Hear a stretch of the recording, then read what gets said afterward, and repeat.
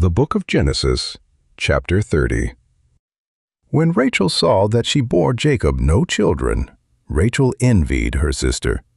She said to Jacob, "Give me children, or else I will die."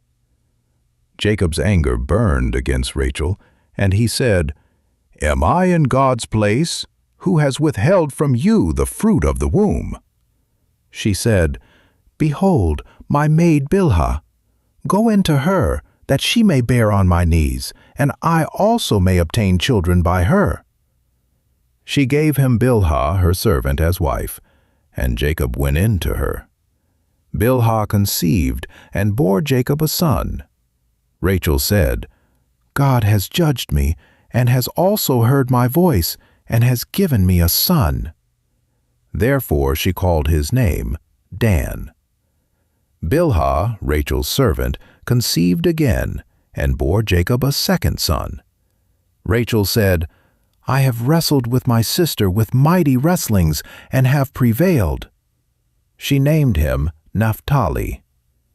When Leah saw that she had finished bearing, she took Zilpah, her servant, and gave her to Jacob as a wife. Zilpah, Leah's servant, bore Jacob a son. Leah said, "How fortunate!" She named him Gad. Zilpah, Leah's servant, bore Jacob a second son. Leah said, "Happy am I, for the daughters will call me happy." She named him Asher. Reuben went in the days of wheat harvest, and found mandrakes in the field, and brought them to his mother Leah. Then Rachel said to Leah, "Please give me some of your son's mandrakes." Leah said to her, "Is it a small matter that you have taken away my husband? Would you take away my son's mandrakes also?" Rachel said, "Therefore he will lie with you tonight for your son's mandrakes." Jacob came from the field in the evening, and Leah went out to meet him, and said, "You must come in to me, for I have surely hired you with my son's mandrakes." He lay with her that night. God listened to Leah, and she conceived, and bore Jacob a fifth son. Leah said, "God has given me my hire, because I gave my servant to my husband." She named him Issachar. Leah conceived again, and bore a sixth son to Jacob. Leah said, "God has endowed me with a good dowry. Now my husband will live with me, because I have borne him 6 sons." She named him Zebulun. Afterwards she bore a daughter, and named her Dinah. God remembered Rachel, and God listened to her, and opened her womb. She conceived, bore a son, and said, "God has taken away my reproach." She named him Joseph, saying, "May God add another son to me."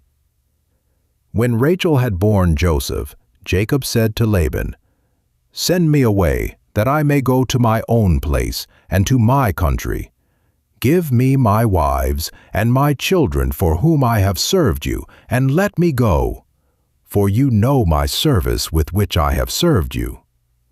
Laban said to him, "If now I have found favor in your eyes, stay here, for I have divined that God has blessed me for your sake." He said, "Appoint me your wages, and I will give it." Jacob said to him, "You know how I have served you, and how your livestock have fared with me. For it was little which you had before I came, and it has increased to a multitude. God has blessed you wherever I turned. Now when will I provide for my own house also?" Laban said, "What shall I give you?" Jacob said, "You shall not give me anything. If you will do this thing for me, I will again feed your flock and keep it. I will pass through all your flock today, removing from there every speckled and spotted one, and every black one among the sheep, and the spotted and speckled among the goats. This will be my hire. So my righteousness will answer for me hereafter, when you come concerning my hire that is before you. Every one that is not speckled and spotted among the goats, and black among the sheep, that might be with me, will be considered stolen." Laban said, "Behold, let it be according to your word." That day he removed the male goats that were streaked and spotted, and all the female goats that were speckled and spotted, every one that had white in it, and all the black ones among the sheep, and gave them into the hand of his sons. He set 3 days' journey between himself and Jacob fed the rest of Laban's flocks. Jacob took to himself rods of fresh poplar, almond, and plane tree, peeled white streaks in them, and made the white appear which was in the rods. He set the rods which he had peeled opposite the flocks in the watering troughs where the flocks came to drink. They conceived when they came to drink. The flocks conceived before the rods, and the flocks produced streaked, speckled, and spotted. Jacob separated the lambs and set the faces of the flocks toward the streaked and all the black in Laban's flock. He put his own droves apart and didn't put them into Laban's flock. Whenever the stronger of the flock conceived, Jacob laid the rods in front of the eyes of the flock in the watering troughs, that they might conceive among the rods. But when the flock were feeble, he didn't put them in. So the feebler were Laban's, and the stronger Jacob's. The man increased exceedingly, and had large flocks, female servants and male servants, and camels and donkeys.